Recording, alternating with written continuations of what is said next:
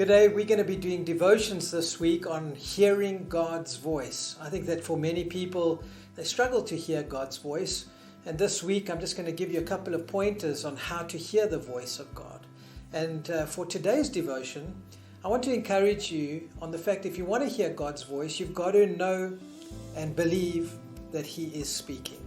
If I don't believe that God is speaking, I'm not going to be open to hearing His voice. And so that's the first point for today, is you need to know that God is speaking. Every relationship requires somebody talking and somebody listening. And I think for many people, and I can fall into this trap myself, is where we do most of the talking and not much listening. And when we get quiet and begin to tune into God, then we will begin to hear His voice.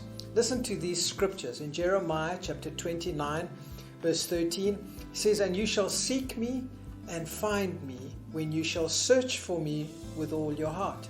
What a wonderful promise from God. He's saying that if I will seek Him and search for Him, I will find Him.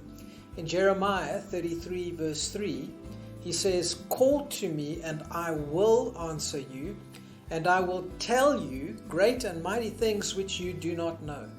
Another wonderful promise from God.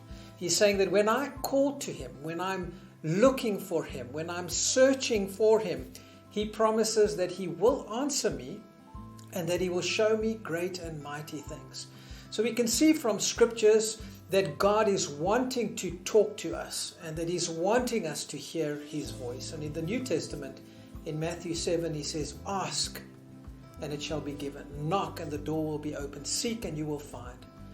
I want to encourage you this week. Open up your heart to hearing the voice of God because He is speaking.